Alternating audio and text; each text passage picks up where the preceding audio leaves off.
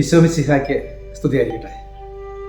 നമ്മൾ ഒരിക്കൽ കൂടി വലിയ നോമ്പിലേക്ക് അഥവാ 50 നോമ്പിലേക്ക് പ്രവേശിക്കുകയാണ്.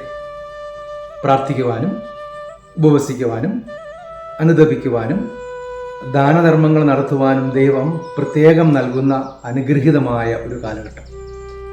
നമ്മുടെ ക്രൈസ്തവ ജീവിതമാകുന്ന അത്തിമരച്ചുവട് പ്രാർത്ഥനയുടെയും പരിത്യാഗത്തിൻ്റെയും വളമിട്ട് പുണ്യത്തിൻ്റെ ഫലങ്ങൾക്ക് വേണ്ടി പ്രത്യേകം കാത്തിരിക്കുന്ന ഒരു കാലഘട്ടം.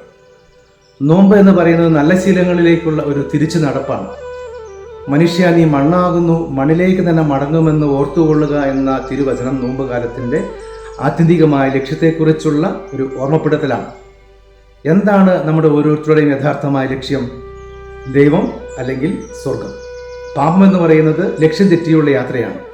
പുണ്യം ലക്ഷ്യത്തിലേക്കുള്ള യാത്രയും. ഈ നോമ്പ് കാലത്ത് നന്നായി ഒരുങ്ങി ഉദ്ധിതനായ യേശുവിനെ സ്വീകരിക്കുവാനും അങ്ങനെ യഥാർത്ഥമായ ശാന്തിയും സമാധാനവും സന്തോഷവും നമ്മുടെ ജീവിതങ്ങളിലും കുടുംബങ്ങളിലുമൊക്കെ അനുഭവിക്കുവാനും നമുക്കെല്ലാവർക്കും സാധിക്കട്ടെ എന്ന് ആത്മാർത്ഥമായി ആശംസിക്കുന്നു. അതിനായി പ്രാർത്ഥിക്കുന്നു.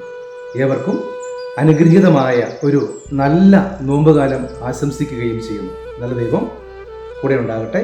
ദൈവം നമ്മെ എല്ലാവരെയും സമർത്ഥമായി അനുഗ്രഹിക്കട്ടെ. Subscribe now and press the bell icon. Never miss an update.